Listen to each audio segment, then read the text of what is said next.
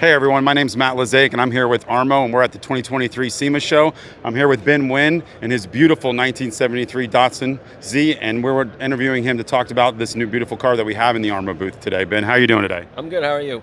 I'm doing fantastic, man. Well, I guess we could say this is your first time being here, but it's also your first time displaying, which is kind of a feat for you. Yes, that's correct. It's an amazing show. It's a great experience.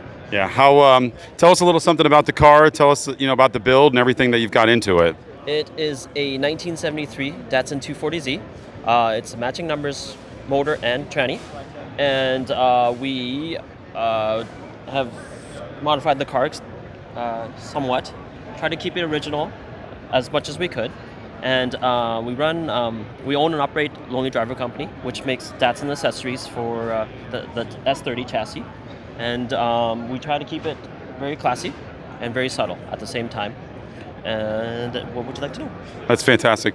Tell us a little about your first experience being at SEMA. How's it been so far? Not just having a car in the booth here with ARMO, but also your overall experience. What have you feel? What do you see? Things you like? It's been very stressful. I'm not gonna lie, but it's a great experience. It's great to see how many different cars and chassis are in one spot, and just to learn from other car companies and builders that how they do things and how they run their businesses and stuff. It's great for a small business to learn. That's awesome. Fantastic. And then we talked about it a little earlier, kind of off camera, but we had discussed that we see a lot of Japanese cars in the import market. This year was a big first for ARMO, having an import car in our booth, which was fantastic. Tell us a little bit about how you feel seeing all that and kind of that community kind of coming out and being here represented more. I think it's great. It's great for the community, and I think it's great for the overall community. Like having the imports here, it brings a different side of tuning that you don't really see. It's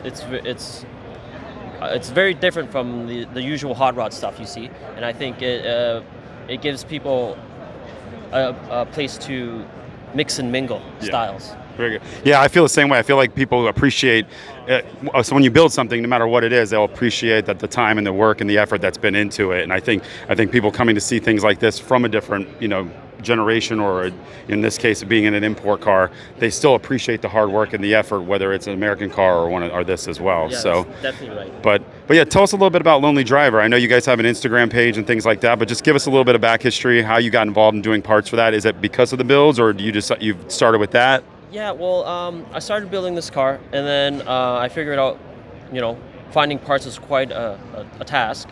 And then I found other companies weren't willing to help me to find these parts, just because at that time I was building it wasn't worth their time.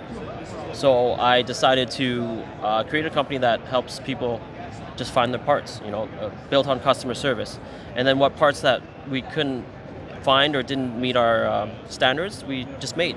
Wow. And then from there on, we just went along with it. If you had to say one thing, what was probably the most challenging part about building the car? Was it getting parts from overseas, paint and body, tuning the engine? As we all see, it's got a pretty unique setup on it. What was kind of probably one of your biggest challenges? I think at the beginning, it's just information. When I started, there wasn't much information on the internet. So then you would just have to trial and error, I guess. And then it got easier now because everything you can find on YouTube or Twitter or whatever on the internet. And then parts, as this became more popular, parts became more readily available, which was great. Well, listen, we want to say thank you so much for having the car. Thank you for bringing it out. It's been an honor to have it here this entire week. I know we've seen tons of people checking it out. I've seen you answering tons of questions about it. But we want to say huge thank you for him, to Ben, for bringing it out. Hopefully we'll get to see more cars like this, in the future. So thank you so much. Thank you so much for coming. Thank you.